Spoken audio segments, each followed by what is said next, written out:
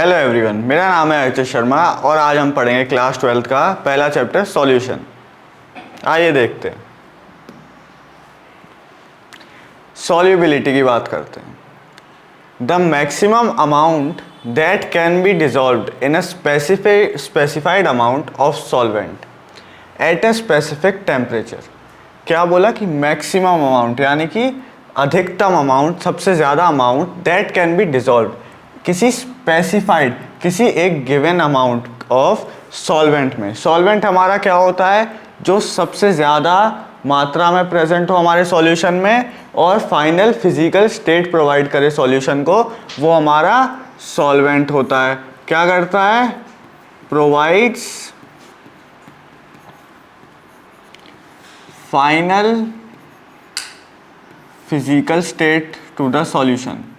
हमारे सॉल्यूशन को फाइनल जो फिजिकल स्टेट है वो कौन देता है? हमारा सॉल्वेंट देता है टू द सॉल्यूशन, एक किसी स्पेसिफाइड टेम्परेचर पे। स्पेसिफाइड से हमारा मतलब है किसी कांस्टेंट टेम्परेचर, किसी गिवन टेम्परेचर पे। तो हमारा अगर टेम्परेचर कांस्टेंट है, हमारा अमाउंट ऑफ सॉल्वेंट कांस्टेंट है, तो हमारा जो सॉल्यूट है वो कितना ज़्यादा, जो मैक्सिमम अमाउंट है हमारे सॉल्यूट का जो उसमें डिसॉल्व हो जाएगा, उसे हम सॉल्यूट की सॉल्युबिलिटी कहेंगे। क्या कहेंगे? सॉल्युबिलिटी कहेंगे। हमारी सॉल्युबिलिटी किन किन चीज़ों पे डिपेंड करती है, हम ये देखते हैं।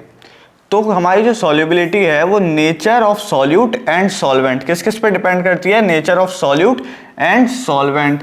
हमारा H2O सॉल्वेंट है, ठीक है, क्या है? सॉल्वेंट है। अब इसमें अगर हम शुगर डालते हैं वो हमारा सॉल्यूट हो गया, ठीक है। शुगर डाली तो वो सॉल्युबल होती है, सॉल्यूशन बना लेती है, तो नेचर ऑफ सॉल्यूट पे डिपेंड किया। लेकिन अगर हम रेत डाल दें तो वो सॉल्युबल नहीं होती है। क्या नहीं होती? सॉल्युबल नहीं होती। तो हमारा सॉल्यूट पे डिपेंड कर रहा है कि नहीं कर रहा है? केवल हमने तो पानी, दोनों में सॉल्वेंट सेम है, लेकिन शुगर और सैंड में डिफरेंस आता है सॉल्युबिलिटी का, मतलब ये हमारे नेचर पे डिपेंड करती है। दूसरी चीज टेम्परेचर पे डिपेंड करती है। हमने बात की एट अ स्पेसिफाइड टेम्परेचर, मतलब टेम्परेचर कांस्टेंट है। अगर हम टेम्परेचर चेंज करेंगे तो सॉल्युबिलिटी भी चेंज होगी। क्या? अगर टेम्परेचर चेंज करेंगे तो सॉल्युबिलिटी भी चेंज होगी। थर्ड चीज है प्रेशर। अक्सर आपने देखा होगा जहां टेम्परेचर का टर्म आता है वहां प्रेशर का टर्म आ ही जाता है। तो प्रेशर जो है, सॉल्युबिलिटी जो है हमारे प्रेशर पे भी डिपेंड करती है। किस पे डिपेंड करती है? प्रेशर पे भी डिपेंड करती है। आप चाहें तो स्क्रीनशॉट ले लें। आइए आगे देखते हैं। Solubility of a solid in a liquid, किसी सॉलिड की सॉल्युबिलिटी लिक्विड में। तो हमारा सॉल्यूशन कैसा बनेगा? देखिए, सॉलिड जो है ये तो हमारा सॉल्यूट हो गया। क्या हो गया? सॉल्यूट हो गया। और लिक्विड में उसकी सॉल्युबिलिटी की बात कर रहे हैं, तो मतलब हमारा सॉल्वेंट कौन है? सॉल्वेंट हमारा लिक्विड है। तो हमारा जो फाइनल स्टेट बनेगा, जो फाइनल सॉल्यूशन बनेगा, वो किस फॉर्म का बनेगा? लिक्विड स्टेट का बनेगा, लिक्विड फॉर्म का बनेगा। अब यहाँ पे एक इंपॉर्टेंट पॉइंट याद रखिएगा, लाइक डिसॉल्व्स लाइक। क्या? Like dissolves like. लाइक मतलब सेम चीजें, सेम चीज के टाइप को हमें डिसॉल्व करती है, ठीक है। इसका कहने का मतलब क्या है? अपन आगे पढ़ते जाते हैं। A solute dissolves in a solvent if intermolecular interactions are similar in the two. अगर दो हमने सॉल्यूट और सॉल्वेंट लिया हमने, तो अगर उनके बीच का इंटरमॉलिक्यूलर अट्रैक्शन, जो इंटरमॉलिक्यूलर इंटरेक्शन जो है हमारा, ये हमारा एक मॉलिक्यूल है और ये हमारा अगर दूसरा मॉलिक्यूल है, तो इनके बीच के जो फोर्स ऑफ अट्रैक्शन है, इनके बीच के हमारे जो फोर्स ऑफ अट्रैक्शन है, उस पर डिपेंड करती है हमारी सॉल्युबिलिटी। इंटरमॉलिक्यूलर इंटरेक्शन, एक मॉलिक्यूल ये है हमारा, एक ये है, इनके बीच के जो इंटरेक्शन है अगर वो सिमिलर हैं तो वो सॉल्युबल होते हैं। एवरी सॉलिड मतलब हर solid does not dissolve in a given liquid, किसी एक लिक्विड में हर सॉलिड जो है वो डिसॉल्व नहीं करता है। रेत एक सॉलिड है, क्या वो पानी में डिसॉल्व करी? नहीं करी, ठीक है। तो हर सॉलिड जो है वो एक ही गिवन लिक्विड में सॉल्युबल नहीं होता है, does not dissolve in a given liquid. Sodium chloride, common salt जो है हमारा सोडियम क्लोराइड जो है उसकी बात की जा रही है। मतलब किसकी बात की जा रही है?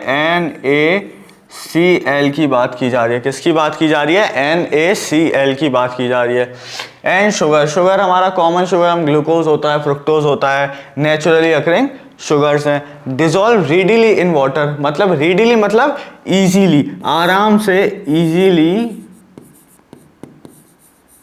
इजीली मतलब आराम से, रीडीली मतलब हमारा आराम से, इजीली इन वाटर, पानी में जो है हमारा NaCl और शुगर पानी में आराम से डिजोल्व हो जाते हैं। बट नेप्थलीन, नेप्थलीन आपने देखा आपके घर में नेप्थलीन बॉल्स होती हैं, वो सब्लिमेशन करती हैं ना, सब्लिमेशन करती हैं, तो वो वाटर में ये सॉल्युबल नहीं होती हैं। एंड एंथ्रासीन, क्या? एंथ्रासीन डू नॉट, इसका मतलब ये है कि जो हमारा NaCl है यानी कि कॉमन सॉल्ट है और शुगर है, ये तो पानी में डिजोल्व कर जाते हैं, सॉल्युबल होते हैं, मगर एंथ्रासीन और नेप्थलीन जो है ये सॉल्युबल नहीं होते। अब ये बताइए एंथ्रासीन और जो नेप्थलीन है इनका जो नेचुरल स्टेट है, अकरिंग स्टेट है, वो सॉलिड होता है, ठीक है, सॉलिड फॉर्म में एग्जिस्ट करती है। अपन सॉलिड की सॉल्युबिलिटी की बात कर रहे हैं, तो नेप्थलीन और एंथ्रासीन सॉलिड फॉर्म में एग्जिस्ट करती हैं। अब यहाँ पे एक चीज और लिखी है, नेप्थलीन एंड एंथ्रासीन, जो नेप्थलीन और एंथ्रासीन है डिजोल्व रीडीली इन बेंजीन। बेंजीन क्या होता है हमारी केमिस्ट्री की दीदी? बेंजीन कौन है? बेंजीन, ठीक है, ये रेजोनेंस स्टेबलाइज स्ट्रक्चर आपने पढ़ा होगा, ये बेंजीन है। But sodium chloride and sugar do not, but sodium chloride and sugar do not, मतलब जो नेप्थलीन और एंथ्रासीन है ये बेंजीन में तो सॉल्युबल होते हैं, लेकिन अगर हम कॉमन सॉल्ट हमारा NaCl ले लें और शुगर ले लें तो वो बेंजीन में सॉल्युबल नहीं होते हैं। क्यों नहीं होते? क्योंकि लाइक डिजोल्व्स लाइक। क्यों नहीं होते? क्योंकि लाइक डिजोल्व्स लाइक, ठीक है, लाइक डिजोल्व्स लाइक। आप चाहें तो स्क्रीनशॉट ले लें।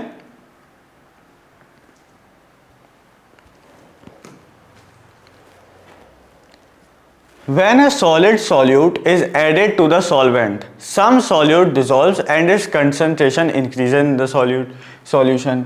क्या है? जब हमने कोई solid solute लिया और उसको हमने solvent में ऐड किया, तो जो कुछ solute है, कुछ amount of solute है हमारा जो solid है वो dissolve हो गया, यानी कि वो टूट गया और उसका concentration जो है वो solution में बढ़ गया। मतलब ये हमारा solid था, ठीक है, ये हमारा solid था और इसको हमने सॉल्वेंट में डाला। किस में डाला? सॉल्वेंट में डाला, तो कुछ जो मॉलिक्यूल्स हैं उसके वो टूट जाएंगे, कुछ मॉलिक्यूल्स टूट जाएंगे उसके, क्या हो जाएंगे? टूट जाएंगे उसके मॉलिक्यूल्स, ठीक है। क्या मिलेगा हमें? ये मिल गए, फ्री मॉलिक्यूल्स मिल गए हमें, ठीक है। और सॉल्यूशन में, ये किस में?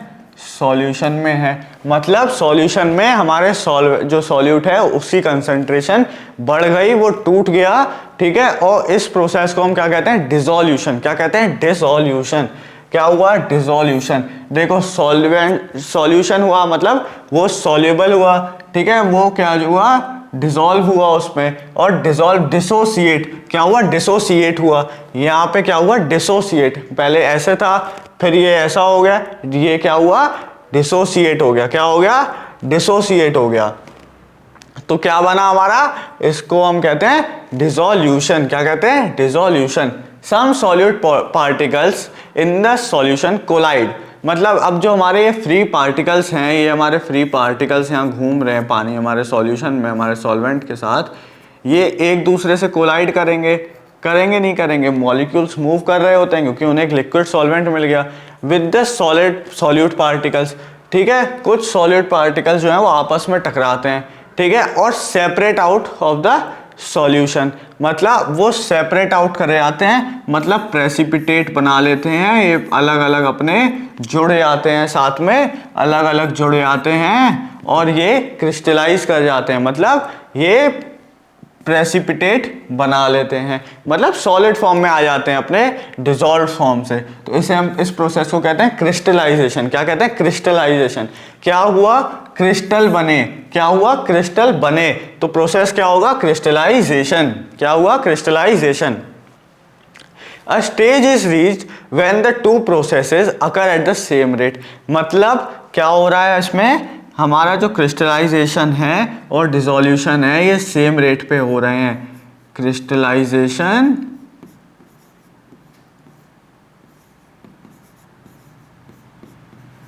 और हमारा डिसोल्यूशन, क्या, डिसोल्यूशन, ये सेम रेट पे होने लगे। ये आपने पढ़ा होगा डबल हेडेड एरो जो है हमारा, ये सिंगल हेडेड इस तरफ, सिंगल हेडेड इस तरफ। डबल हेडेड एरो क्या होता है, डबल हेडेड एरो ये होता है, ठीक है, डबल हेडेड एरो ये होता है हमारा, डबल हेडेड एरो है। ये सिंगल हेडेड है, मतलब क्रिस्टलाइजेशन भी हो रहा है, डिसोल्यूशन भी हो रहा है। अगर ये सेम रेट पे होने लगे तो इसमें क्या होता है कि number of solute particles going into the solution, मतलब जो ये वाला प्रोसेस हो रहा है will be equal to the solute particles separating out, मतलब और ये वाला प्रोसेस, जो ये वाले दो प्रोसेस हैं ये इक्वल रेट से होने लगते हैं। किससे होने लगते हैं, इक्वल रेट से होने लगते हैं। मतलब अगर 4 मॉलिक्यूल टूट के बने तो कोई दूसरे 4 मॉलिक्यूल वापस जुड़ के क्रिस्टल बना लेंगे। क्या बना लेंगे, क्रिस्टल बना लेंगे, ठीक है। तो ये प्रोसेस साइमल्टेनियसली दोनों प्रोसेस हो रहे होते हैं, एक साथ दोनों प्रोसेस हो रहे होते हैं सॉल्यूशन में, और इसे हम कहते हैं डायनामिक इक्विलिब्रियम। क्या कहते हैं, डायनामिक इक्विलिब्रियम। इक्विलिब्रियम जो होता है आपने पढ़ा होगा एक डायनामिक प्रोसेस होता है। कैसा होता है, डायनामिक प्रोसेस होता है, ठीक है। तो equilibrium is a dynamic process and in this condition हमारा डायनामिक इक्विलिब्रियम इज रीच्ड। क्या होता है, डायनामिक इक्विलिब्रियम इज रीच। देखिए ये हमारा सॉल्यूट है, ये हमारा सॉल्वेंट है, ये मिले सॉल्यूशन बना, मगर कुछ यहाँ के हमारे सॉल्यूट पार्टिकल्स फिर जुड़ के वापस सॉल्यूट बना लेंगे, क्रिस्टल्स बना लेंगे। ये जो है रेट सेम है। अगर इस रिएक्शन को मैं बोल दूं आर फॉरवर्ड, इसके रेट को मैं बोल दूं आर फॉरवर्ड, और इसके रेट को बोल दूं आर बैकवर्ड बोल दूं, तो क्या मैं ये बोल सकता हूं कि R forward is equal to R backward at equilibrium, ठीक है। ये मैं कह सकता हूं जो मेरा फॉरवर्ड रिएक्शन का रेट है वो बैकवर्ड रिएक्शन के रेट के इक्वल है। सॉल्यूट प्लस सॉल्वेंट जो सॉल्यूशन बन रहा है वो वापस कुछ ना कुछ मॉलिक्यूल्स टूट के वापस सॉल्यूट बना रहे हैं, और कुछ फ्री मॉलिक्यूल्स बचते हैं वो सॉल्वेंट मॉलिक्यूल्स बना लेते हैं, ठीक है। आप चाहें तो स्क्रीनशॉट ले लें इसका। आइए आगे देखते हैं। Concentration of solute in solution will remain constant under the given conditions। क्या बोल रहा है कि हमारा कंसंट्रेशन जो है सॉल्यूट का वो गिवन कंडीशन, गिवन से क्या मतलब होता है मेरा कि कांस्टेंट कंडीशन। क्या होता है, कांस्टेंट कंडीशंस। कांस्टेंट है मेरी जो भी इन्वायरमेंटल कंडीशंस हैं वो कांस्टेंट है, जो गिवन कंडीशंस है मतलब कांस्टेंट कंडीशन है, यानी कि टेम्परेचर और प्रेशर। किस पे हमने देखा था, नेचर ऑफ सॉल्वेंट और सॉल्यूट, तो वो तो सेम है। तो कौन सी दो चीजें बची यहाँ पे, कौन सी दो चीजें बची यहाँ पे, अगर ये मेरा सेम हो गया, अगर ये मेरा सेम हो गया तो मेरे पास कौन सी दो चीजें बची इस पे मेरी सॉल्युबिलिटी डिपेंड कर रही है, वो ये दो चीजें हैं, यानी कि टेम्परेचर एंड प्रेशर। क्या है, temperature and pressure. Similar process is followed when gas is dissolved in liquid solvent। क्या कहना चाह रहे हैं कि ऐसे ही सेम प्रोसेसेस होते हैं अगर हम गैसेस जो हैं उन्हें लिक्विड सॉल्वेंट में मिक्स करें। किस में करें, लिक्विड सॉल्वेंट में मिक्स करें। Such a solution in which no more solute can be dissolved at same temperature and pressure is called a saturated solution। क्या कहते हैं कि जब एक ऐसी कंडीशन, जब हमारा जो सॉल्यूट है हम अगर उसे डालते जाते हैं तो वो वैसा का वैसा प्रेसिपिटेट कर जाता है, नीचे सेडिमेंट कर जाता है, नीचे जम जाता है जाके, और उससे अधिक मात्रा जो है सॉल्यूट की हम हमारे सॉल्वेंट में डिसॉल्व नहीं कर सकते किसी सेम टेम्परेचर और प्रेशर पे। तो वो सॉल्यूशन क्या कहलाता है, सैचुरेटेड सॉल्यूशन। क्या कहलाता है, सैचुरेटेड सॉल्यूशन। क्या कहलाता है, सैचुरेटेड सॉल्यूशन। मतलब अब इससे ज्यादा सॉल्यूट इसमें मिक्स नहीं होगा। आप अगर नमक लेते हैं, आप 1 चम्मच नमक 1 गिलास पानी में मिलाएंगे तो वो घुल जाएगा, वो डिज़ोल्व कर जाएगा। लेकिन आप 1 ही गिलास पानी में 4 चम्मच अगर आप नमक डाल दें तो 1 चम्मच जो है वो तो सॉल्युबल है, वो घुल जाएगा, उसमें डिज़ोल्व कर जाएगा, मगर जो बची 3 चम्मच नमक जो था हमारा वो नीचे बैठ जाएगा, प्रेसिपिटेट बना लेगा, सेडिमेंट कर जाएगा। ठीक है, तो ये जो हमारा वो 1 चम्मच नमक और 1 गिलास सॉल्यूशन से जो हमारा सॉल्यूशन बना, क्या बना, 1 spoon NaCl, 1 spoon NaCl plus 1 glass H2O, 1 glass H2O हमें क्या देता है, हमें क्या देता है, सैचुरेटेड सॉल्यूशन देता है। क्या देता है, सैचुरेटेड सॉल्यूशन दे रहा है। अब अगर आप इससे ज़्यादा डालेंगे तो वो उसमें डिसॉल्व नहीं करेगा। अब किसकी बात की जा रही है, अनसैचुरेटेड सॉल्यूशन की बात की जा रही है। A is the one in which more solute can be dissolve at same temperature, मतलब उसी टेम्परेचर पे जो है उससे अभी और बचा है वो कि सॉल्यूट हमारा जो है वो सॉल्वेंट में डिसॉल्व हो जाएगा। यहाँ देखिएगा सेम टेम्परेचर एंड प्रेशर है, मतलब कि अगर हम टेम्परेचर इंक्रीज करें तो कुछ गुंजाइश है कि जो सॉल्यूट है हमारा वो इसमें मिक्स हो जाएगा। तो अनसैचुरेटेड सॉल्यूशन वो होता है जिसमें हम अभी और सॉल्यूट को डिसॉल्व कर सकते हैं उसी टेम्परेचर पे, बिना टेम्परेचर चेंजेस के, बिना टेम्परेचर चेंजेस के।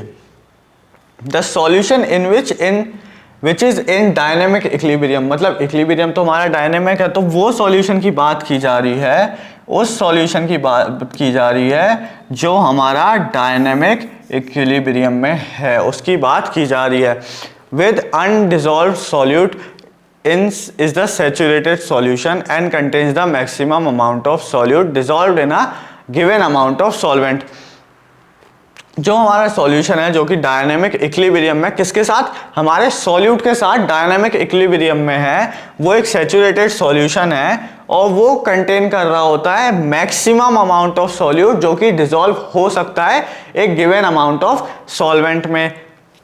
एक बार फिर से समझा देता हूं मैं, अगर जो हमारा सॉल्यूशन है, जो हमारा सॉल्यूशन है वो हमारा डायनेमिक इक्विलिब्रियम में है, किसके, सॉल्यूट के साथ, किसके साथ, सॉल्यूट के साथ। तो जब इक्विलिब्रियम रीच हो गया तो मतलब जितने मॉलिक्यूल हमारे टूट रहे थे उतने ही फिर बनने लगे, मतलब rate of forward reaction, rate of forward reaction और rate of backward reaction equal है, मतलब ये एक सैचुरेटेड सॉल्यूशन है। इक्विलिब्रियम रीच कर गया मतलब सॉल्यूशन मेरा सैचुरेट हो गया, और ये जो है, जो अमाउंट ऑफ सॉल्यूट मेरे उसमें प्रेजेंट होगा सॉल्यूशन में, वो जो है उसकी सॉल्युबिलिटी होती है मैक्सिमम, जो अमाउंट है वो प्रेजेंट होता है इक्विलिब्रियम पे। किस पे, इक्विलिब्रियम पे जो सॉल्यूशन में सॉल्यूट की मात्रा प्रेजेंट है उसे हम बोलते हैं सॉल्युबिलिटी। दस the concentration of solute in such a solution, मेरे सैचुरेटेड सॉल्यूशन में जो डायनेमिक इक्विलिब्रियम में है उसकी जो हम कंसंट्रेशन होती है मेरे सॉल्यूट की, उसे हम क्या कहते हैं, सॉल्युबिलिटी। क्या कहते हैं, सॉल्युबिलिटी। क्या कहते हैं, सॉल्युबिलिटी। सॉल्युबिलिटी के हमने डेफिनेशन से भी यही समझा था कि मैक्सिमम अमाउंट जो किसी एक टेम्परेचर और प्रेशर कंडीशंस पे जो भी अमाउंट ऑफ सॉल्यूट है जो हमारे गिवन अमाउंट ऑफ सॉल्वेंट में डिसॉल्व हो सकता है। ठीक है, आप चाहें तो इसका स्क्रीनशॉट ले लें।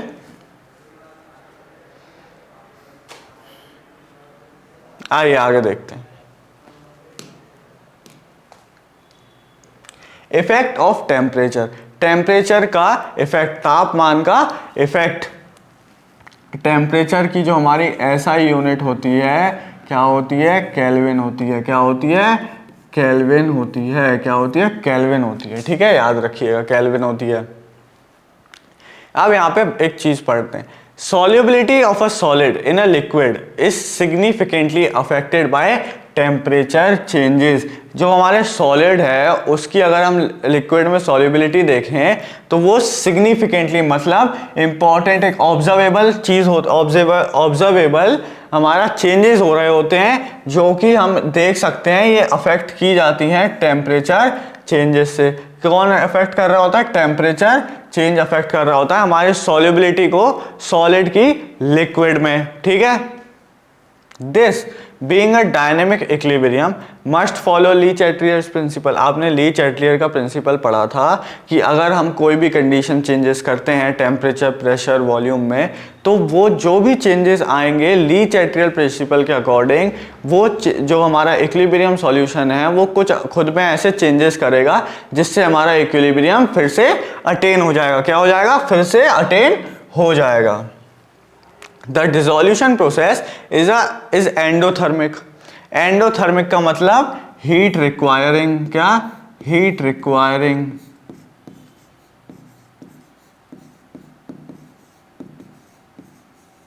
हीट रिक्वायरिंग मतलब इसको हीट की जरूरत है, तो उसकी सॉल्युबिलिटी जो है वो टेम्परेचर के साथ इंक्रीज करेगी। अगर हमारा डिसोल्यूशन का प्रोसेस जो है उसे हीट चाहिए, वो एंडोथर्मिक है, तो हमारी सॉल्युबिलिटी जो है सॉल्यूट की वो टेम्परेचर के साथ इंक्रीज करेगी। देखिए आप इससे याद ऐसे समझिए इसे कि हमारा इक्विलिब्रियम है किसके बीच? सॉल्यूट के बीच और सॉल्यूशन के बीच, ठीक है। और ये रिएक्शन जो है हमारी एंडोथर्मिक है। इससे क्या मतलब है?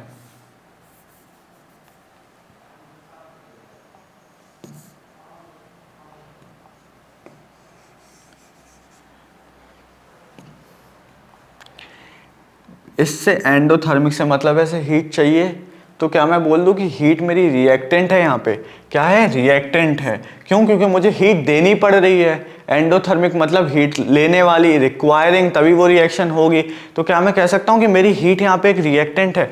प्लस अगर मैं बोल दूं कि हीट मेरी जो है, जो एंथैल्पी ऑफ सॉल्यूशन है वो हीट में की तरह मैं ऐड कर रहा हूँ, मेरा रिएक्टेंट की तरह है, और ये इक्विलिब्रियम जो है मेरा सॉल्यूशन के साथ है, ठीक है।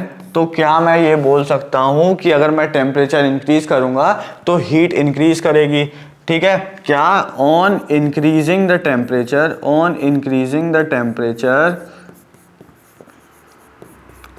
Heat increases, heat increases. क्या? हीट इंक्रीज करी। तो ली चैटलियर प्रिंसिपल के अकॉर्डिंग जब मेरा रिएक्टेंट बढ़ेगा, अगर मेरा रिएक्टेंट जो है वो बढ़ेगा, तो क्या मैं ये बोल सकता हूँ कि मेरी रिएक्शन आगे जाएगी? हीट बढ़ रही है मेरी, तो हीट को कम करने के लिए मेरी रिएक्शन आगे जाएगी। तो क्या हुआ कि मेरी reaction goes in forward direction. ये देखिए रिएक्शन लिखा है, रिएक्शन को ऐसे लिखते हैं, reaction will go in forward direction. क्या? इन फॉरवर्ड डायरेक्शन, ठीक है। रिजल्टिंग क्या होगा? जैसे ही मैं टेम्परेचर इंक्रीज करूंगा मेरी हीट इंक्रीज करी, मेरा रिएक्टेंट इंक्रीज किया, मेरी रिएक्शन सॉल्यूशन बनाने के लिए आगे भागी, फॉरवर्ड रिएक्शन हुआ। जब फॉरवर्ड रिएक्शन होगी तो मेरा सॉल्यूट जो है वो सॉल्यूशन में जाके मिक्स नहीं होगा क्या? मेरा सॉल्यूट जो है वो सॉल्यूशन में जाके मिक्स नहीं होगा क्या? अगर मिक्स होगा तो solubility of solute increases, solubility of solute increases।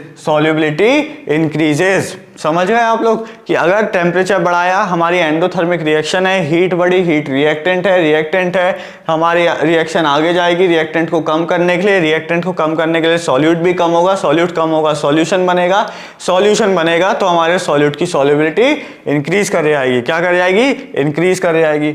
अब इसी का एक अपोजिट केस देखते हैं। क्या देखते हैं? अपोजिट केस देखते हैं। इफ इट इज एक्सोथर्मिक मतलब हीट गिविंग, आप रेड से मैं इसलिए लिख रहा हूं, हीट रिक्वायरिंग मतलब टेम्परेचर आगे जाके कम हो रहा है, हीट रिक्वायरिंग ठंडक बढ़ रही है। नीला मतलब पानी ने ठंडक ली, ठीक है, तो पानी आगे जाके सॉल्यूशन बनाएगी, ठंडक मिलेगी हमें।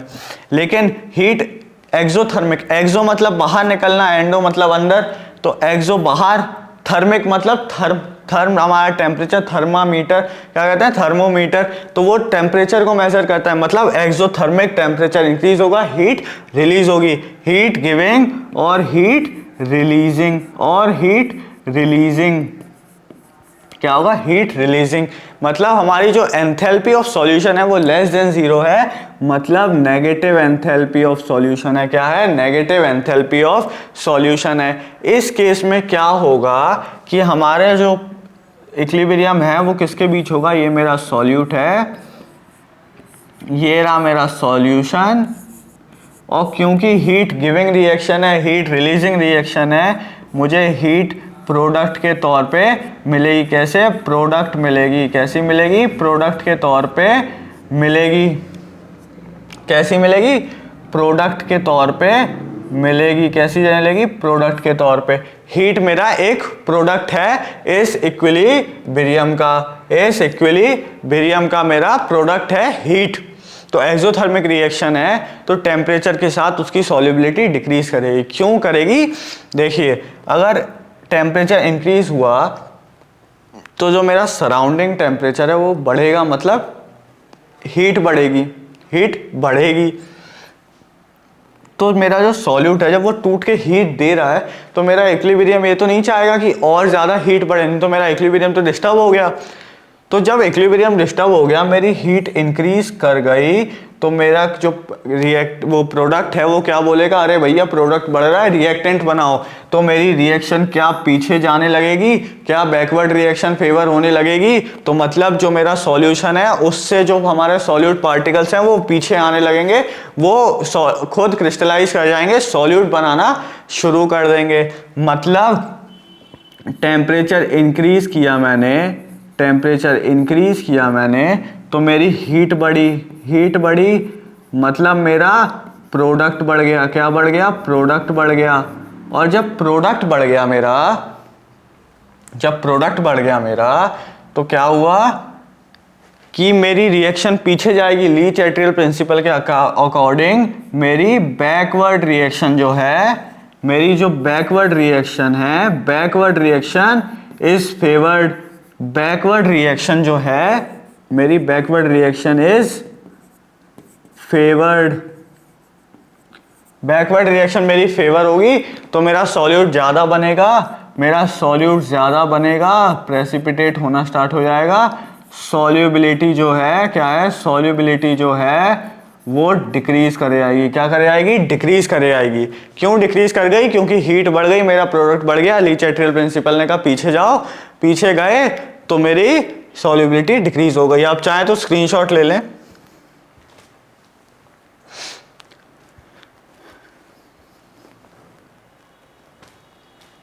इफेक्ट ऑफ प्रेशर, जो हमारा सॉलिड इन लिक्विड की सॉल्युबिलिटी है उसका प्रेशर के कारण उस पर क्या इफेक्ट होता है वो पढ़ते हैं। Pressure does not have any significant effect, मतलब कोई ऑब्जर्वेबल इफेक्ट इतना खास कुछ होता नहीं है on solubility of solids in liquids. क्यों, solubility of solids in liquids पे प्रेशर का ज़्यादा इफेक्ट नहीं है। ये मेरा असर्शन रीजन का क्वेश्चन है, असर्शन रीजन का क्वेश्चन बन सकता है इस पे, PYQ भी है, असर्शन रीजन वाला क्वेश्चन इस पे बन सकता है, असर्शन रीजन वाला क्वेश्चन इस पे बन सकता है। Pressure does not have any significant effect on the solubility of solids in liquids, ये मेरा असर्शन हो गया। क्यों, because it is so, because solids and liquids are highly incompressible. आपने किताब है, ये पेन है, इसको अगर मैं दबाता हूं तो क्या ये कंप्रेस हो गया, क्या इसकी हाइट कम हो गई, क्या ये छोटा हो गया, क्या मेरी बुक छोटी हुई, नहीं। तो ये जो है हाईली इनकम्प्रेसिबल है। कंप्रेस मतलब दब जाना, इनकम्प्रेसिबल लग गया मतलब इतनी आसानी से नहीं दबेंगे। And practically remain unaffected by changes in pressure, मतलब प्रैक्टिकली जो है इसको एक्सपेरिमेंटली ऑब्जर्व किया गया है कि अनअफेक्टेड रहते हैं अगर प्रेशर चेंजेस हो रहे हो। क्या, अनअफेक्टेड रहते हैं अगर प्रेशर चेंज हो रहे हो। आप चाहें तो इसका स्क्रीनशॉट ले लें, बहुत इंपॉर्टेंट है।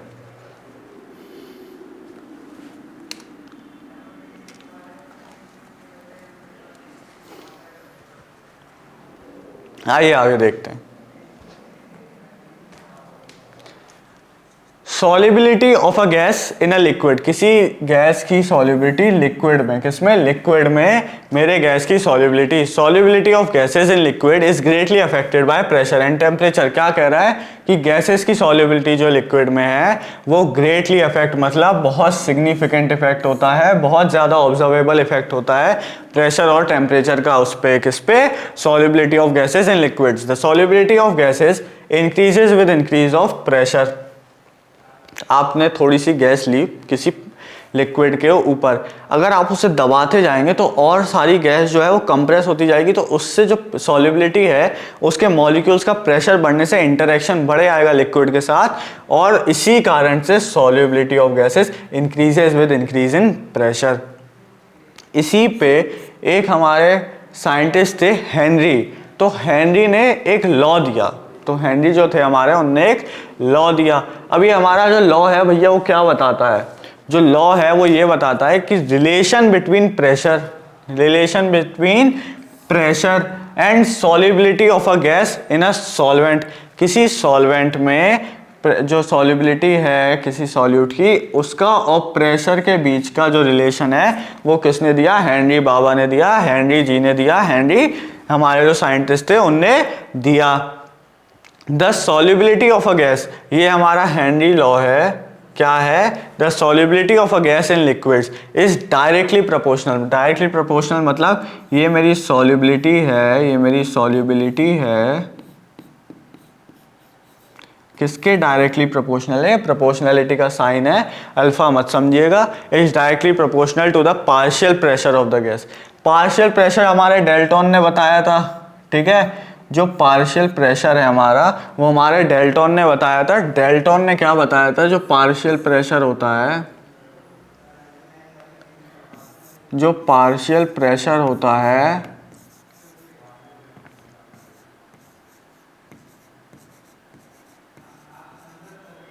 वो किसके इक्वल होता है, मेरा मोल फ्रैक्शन का ही, हमने मोल फ्रैक्शन पढ़ा था, into total pressure, into total pressure. ये मेरे डेल्टन बता के गए थे, कौन बता गए थे, डेल्टन बता के गए थे। Mole fraction into total pressure मेरा पार्शियल प्रेशर देता है उस सॉल्यूशन में, उस कंपोजिशन में।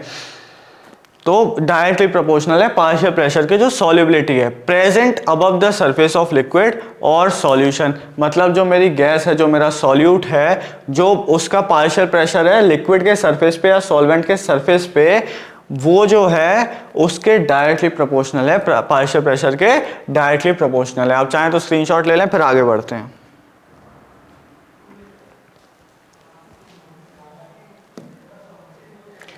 मोल fraction of gas in the solution is proportional to the partial pressure of the gas over the solution. ये डेल्टन बता के गए थे, मैंने अभी आपको बताया जो पार्शियल प्रेशर है मेरा, पार्शियल प्रेशर ए का जो है वो काई ए यानी कि mole fraction of A into solution into total pressure, into total pressure क्या है, partial pressure of A in the solution is equal to mole fraction of A, mole fraction of A into the total pressure gives us the mole fraction. ये Dalton ने बताया था।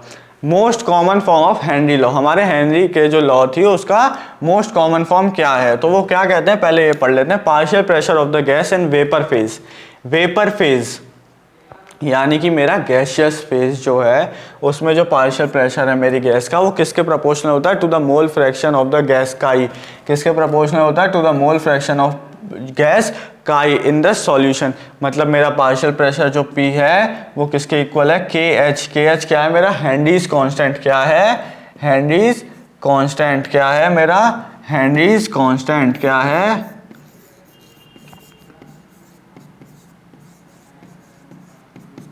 Henrys constant into the mole fraction gives me the partial pressure. क्या दे रहा है, partial pressure किसके proportional है, ये देखो पार्शियल प्रेशर मेरा जो है, पार्शियल प्रेशर वो डायरेक्टली प्रोपोर्शनल टू काई, और पार्शियल प्रेशर जो है अगर मैंने एक प्रोपोर्शनलिटी का साइन हटा के इक्वल टू का साइन लगाया तो क्या मुझे प्रोपोर्शनलिटी कांस्टेंट लगाना पड़ेगा, मेरा प्रोपोर्शनलिटी कांस्टेंट है KH। क्या है, KH क्या है, KH मतलब हेनरीज कांस्टेंट। ठीक है, आप चाहें तो स्क्रीनशॉट ले लें, फिर आगे बढ़ते हैं।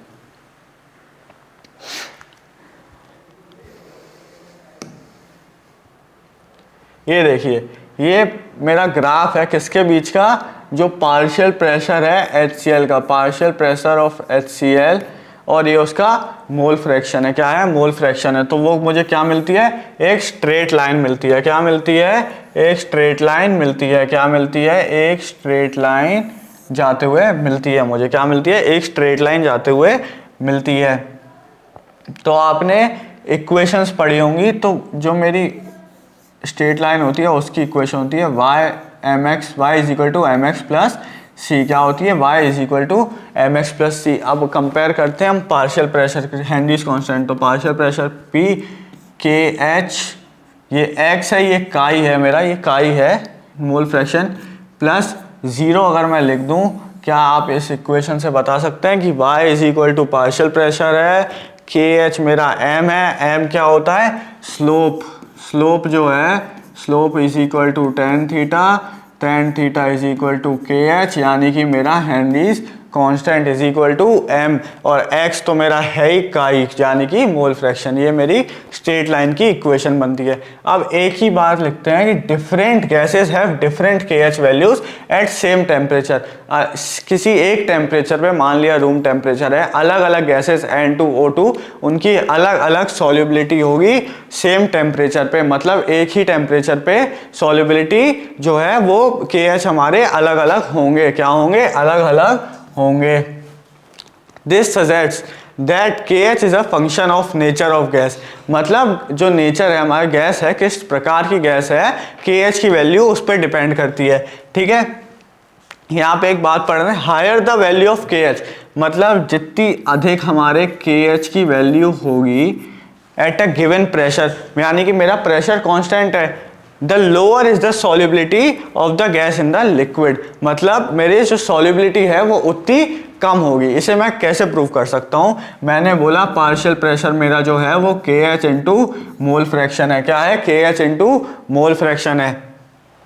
अगर मेरा के एच जो है बहुत ज़्यादा होगा तो ये पार्शियल प्रेशर अगर मैं बोल दूँ कि कांस्टेंट है, देखो मोल फ्रैक्शन मेरा कांस्टेंट हो गया। अगर मैंने मोल फ्रैक्शन कुछ भी मान लिया, 0.1 मान लिया मेरा मोल फ्रैक्शन है, तो ये तो हो गया कांस्टेंट। ठीक है, तो जो सॉल्युबिलिटी है ये तो मेरा किसी पर्टिकुलर गैस के लिए कांस्टेंट हो गया। अब जैसे जैसे ये चेंज होगा, देखो इन दोनों का प्रोडक्ट मेरा कांस्टेंट आना चाहिए। अगर ये ज़्यादा होगा तो मोल फ्रैक्शन को कम होना पड़ेगा। क्या? अगर ये ज़्यादा होगा तो मेरे मोल फ्रैक्शन को कम होना पड़ेगा, क्योंकि उनका जो ये कांस्टेंट होता है प्रोडक्ट। ठीक है, इसे एक और तरीके से समझ सकते हैं हम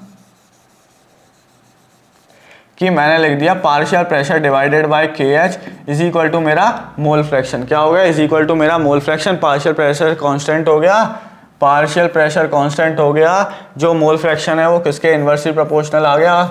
के एच के इन्वर्सली प्रोपोर्शनल आ गया। तो जितना ज़्यादा के एच होगा उतनी कम मेरी मोल फ्रैक्शन होगा। मोल फ्रैक्शन कम है मतलब मेरी सॉल्युबिलिटी बहुत ज़्यादा कम है। क्या है? कम है। तो मतलब ये PYQ है नीट 2024 का, जितनी ज़्यादा के एच होगा मेरा उतनी कम मेरी सॉल्युबिलिटी होगी। क्या होगी? सॉल्युबिलिटी होगी। क्या होगी? कम मेरी सॉल्युबिलिटी होगी। जितना ज़्यादा के एच होगा उतनी कम सॉल्युबिलिटी होगी। हमें 4 बार के एच की वैल्यू दे दी जाएंगी और उससे पूछा जाएगा कि सॉल्युबिलिटी का ऑर्डर बताइए। तो उसमें ये ध्यान रखिएगा कि किसी गिवन प्रेशर पे, यानी कि मेरा प्रेशर जो है वो कांस्टेंट है, मेरा प्रेशर जो है वो कांस्टेंट है, तो जो काई की वैल्यू है यानी कि मोल फ्रैक्शन है वो इन्वर्सली प्रोपोर्शनल है मेरे हेनरीज कांस्टेंट के। मतलब सॉल्युबिलिटी जो है वो इन्वर्सली प्रोपोर्शनल है उस मेरे हेनरीज कांस्टेंट के। आप चाहे तो स्क्रीनशॉट ले लें।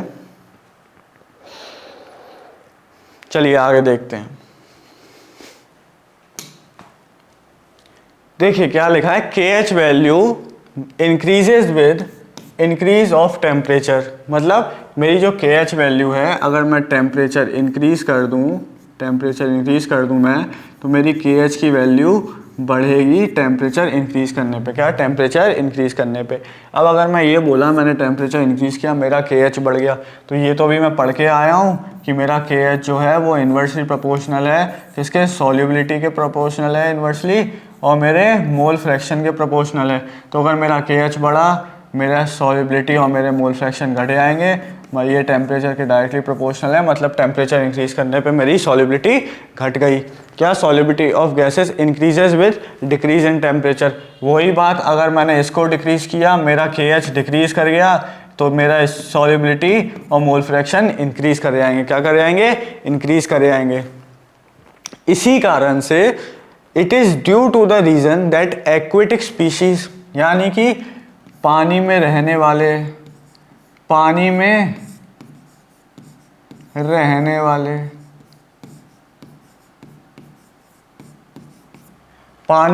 वाली जो एक्वेटिक स्पीशीज हैं वो ज़्यादा कंफर्टेबल होती हैं cold water rather then in warm water. ठंडे पानी में वो रहें थोड़ा तो वो ज़्यादा कंफर्टेबल रहती हैं एज़ कम्पेयर टू गर्म पानी यानी वार्म वाटर। क्यों? क्योंकि टेम्परेचर इंक्रीज करने पे हमारा ऑक्सीजन जो है उसकी हम अगर टेम्परेचर इंक्रीज कर दें तो मेरे ऑक्सीजन की जो सॉल्युबिलिटी है वो पानी में डिक्रीजेज इन वाटर। पानी में सॉल्युबिलिटी इंक्रीज कर गई, हर एक्वेटिक स्पीशीज को ऑक्सीजन चाहिए, अगर सॉल्युबिलिटी डिक्रीज कर गई तो एक्वेटिक स्पीशीज की जान जा सकती है। अब चाहें तो इसका स्क्रीनशॉट ले लें। चलिए आगे बढ़ते हैं।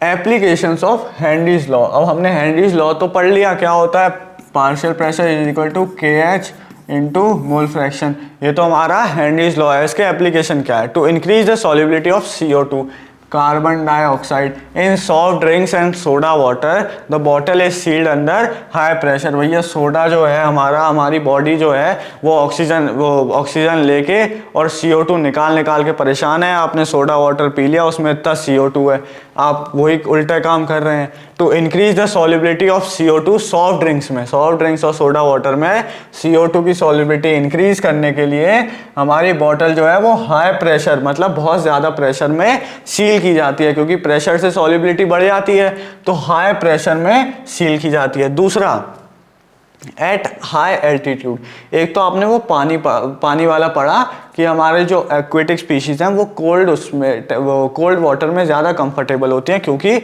ऑक्सीजन की जो हमारी है, ऑक्सीजन जो है उसकी सॉल्युबिलिटी पे इफेक्ट पड़ता है। ऐसे ही at high altitude the partial pressure of oxygen is less.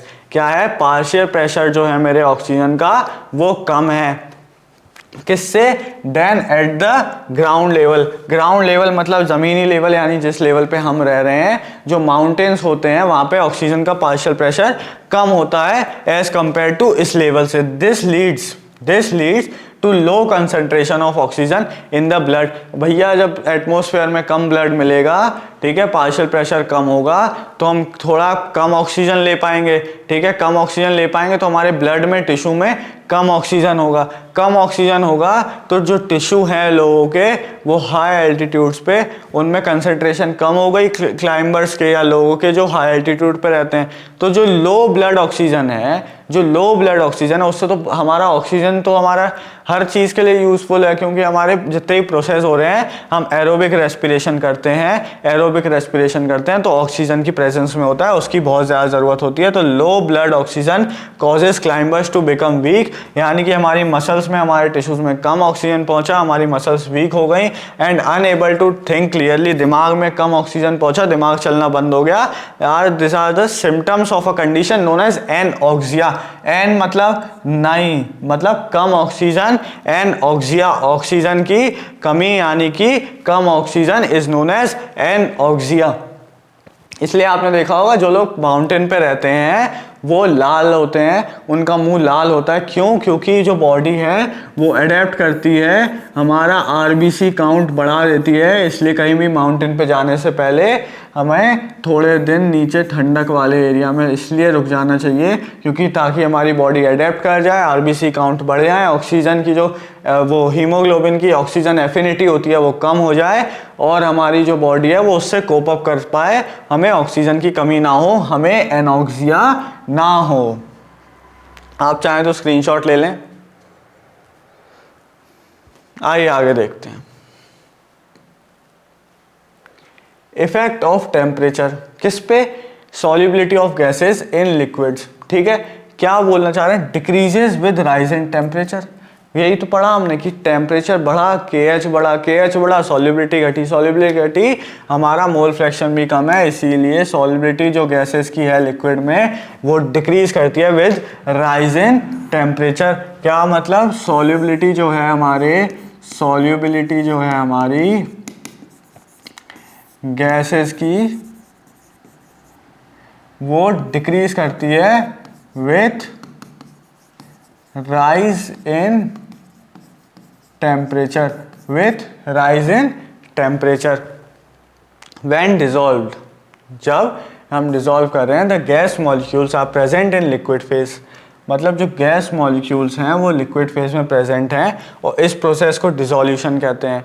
और एक कंडेंसेशन जो प्रोसेस है उसके तरह हम मान सकते हैं। क्या मतलब कि जब हमने डिसॉल्व किया गैस को तो मेरी जो गैस थी वो गैसियस स्टेट में थी, गैस वो कंडेंस कर गई, वो कंडेंस कर गई, उसने क्या बनाया, वो अपने लिक्विड फेज में आ गई। किस में आ गई? लिक्विड फेज में आ गई। लिक्विड फेज में आ गई। तो क्या मैं ये बोल सकता हूँ कि उसके बीच की इंटरमॉलिक्यूलर फोर्सेस बढ़ गई, उसका टेम्परेचर कम हो गया, पास मॉलिक्यूल्स आ गए, एनर्जी कम हुई, लिक्विड जो स्टेट है वो अटेन हो गया। ठीक है, तो इसी प्रोसेस को, जो कंडेंसेशन का प्रोसेस होता है, पानी उबाल रहे थे, उसके ऊपर थाली रख दी, गैस बंद कर दी, कुछ देर बाद थाली के ऊपर पानी की बूंदें दिखने लगती हैं, उस प्रोसेस को हमने बोला था कंडेंसेशन। इस प्रोसेस में हीट इज इवॉल्व, यानी कि मेरी डेल्टा H जो है वो नेगेटिव है। क्या है? डेल्टा H जो है वो नेगेटिव है। जब नेगेटिव है तो मेरा जो प्रोसेस है ये क्या हुआ कि एक्सोथर्मिक प्रोसेस हो गया। तो इसी कारण से जब टेम्परेचर बढ़ेगा, हीट बढ़ेगी, सॉल्युबिलिटी घटना स्टार्ट हो जाएगी। We know that dissolution process involves dynamic equilibrium. क्या? डायनेमिक इक्विलिब्रियम है। ठीक है, और उसको ली चैट्रियल का प्रिंसिपल फॉलो करना चाहिए। बताया था मैंने कि टेम्परेचर इंक्रीज किया, हीट इंक्रीज करी, वापस पीछे आ गई, गैस बनना स्टार्ट हो गई हमारी, और लिक्विड जो है वो जो हमारी सॉल्युबिलिटी थी वो कम हो गई। As dissolution is an exothermic process, the solubility should decrease with increase of temperature. मतलब टेम्परेचर बढ़ा तो क्या कहना चाह रहे हैं कि हीट बढ़ गई मेरी, तो रिएक्शन ही एक्सोथर्मिक थी, एक्सोथर्मिक रिएक्शन थी मेरी, रिएक्शन पीछे आने लगी, बैकवर्ड रिएक्शन इज फेवर्ड। क्या? Backward reaction is favoured, gas की सॉल्युबिलिटी जो है वो कम हो गई। क्या हो गई? कम हो गई। ठीक है, आई होप आपको ये पूरा समझ में आया होगा। Thank you so much.